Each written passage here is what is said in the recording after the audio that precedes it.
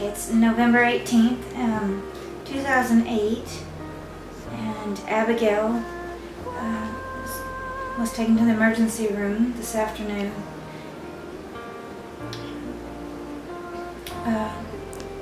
When we got there, they checked her O2 stats, and they were at 55. So they sent an ambulance to take her to Children's Hospital, and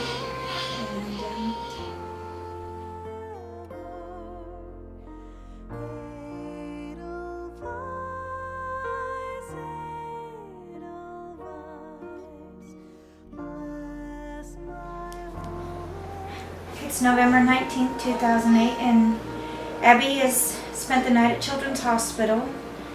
About 11 o'clock this morning, they life-starred her to Vanderbilt in Nashville, Tennessee to prepare her for a heart surgery there.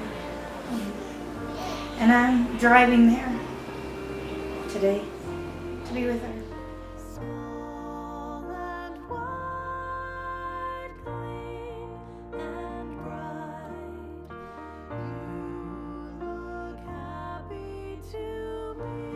It's December 1st, 2008, and Abby was scheduled to have her surgery again this morning. It was canceled after another night of no food and the scrubbing in early mornings. This time we were told because they had questions about her thyroid, and as soon as they could speak with her endocrinologist, we'll see what she says and whether we can go on now.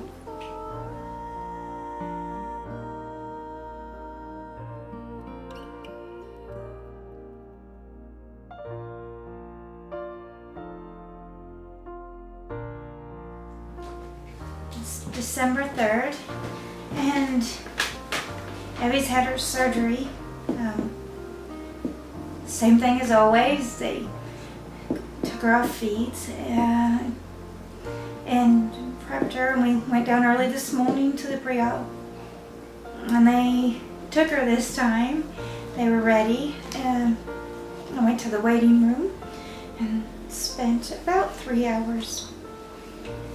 Dr. Christian came in and told me that things had gone not as smoothly as they would have liked.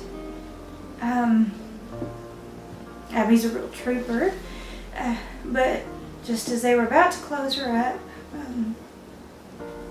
she crashed, is I guess the best word to say it. She wasn't doing too well. So they weren't able to close her up. She had started to swell too much, so they couldn't close her chest up. So that's what they told me. And silly as it may sound, I just assumed that she had a cut on her chest and a big band-aid over it, and that was pretty much what I was going to see when I got to go back and see her.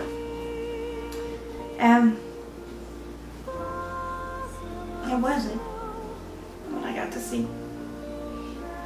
Nothing can prepare you for what I saw. First off, they didn't put a big band-aid over it. Or that's not what you first see when you walk in the ICU. She had all these tubes, 4 of them. 2 in the middle, 1 on each side, that were, I don't know, half an inch in diameter. And they were snaking down to a machine on the floor. It was pulling the blood and fluids from the swelling in her chest out. She was intubated, meaning she was on a ventilator, and they had stuck a tube down her throat, and there's more to the tube than just that. It's connected to a machine, and it's taped on her, and it's difficult to look at your kid. She had what they call arterial lines in her neck and under her right arm, and armpit. She had one in her groin. She had IV lines in her forehead and in her arm, her hands here. Lots of tape, lots of wires, lots of needles, lots of things you didn't expect to see.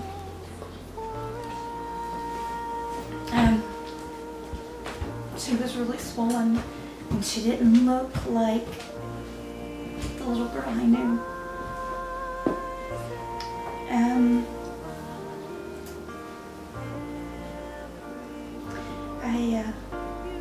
I was in there a few minutes trying to find some little area I could touch just so I could touch her. Only her left hand didn't have some tape or IV or something in it, so I held her little hand. Then the nurse started, she took these clamps, metal clamps, and she was hitting the tubes in Abby's chest and pulling on them like you would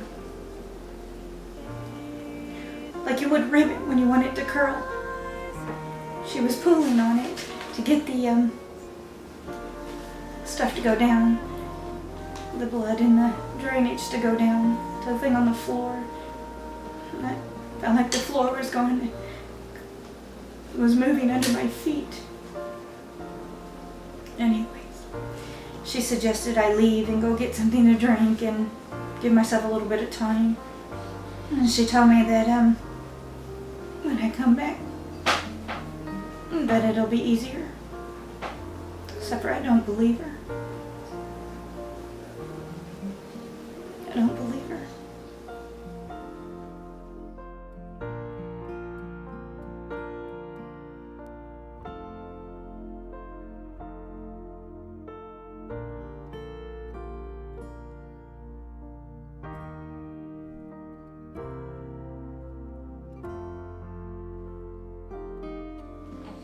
It's December 4th, 2008, and Abby is doing better, a little bit. This afternoon about 4, they put an IV in her left hand. There wasn't anything left to hold, so I went back to the motel.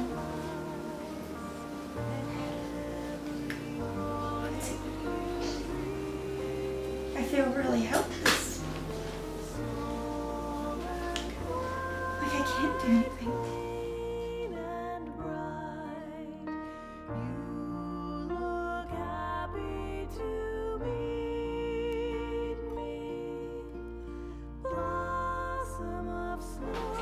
It's December 8th, 2008, and they closed Abby's chest today. Swelling had gone down enough.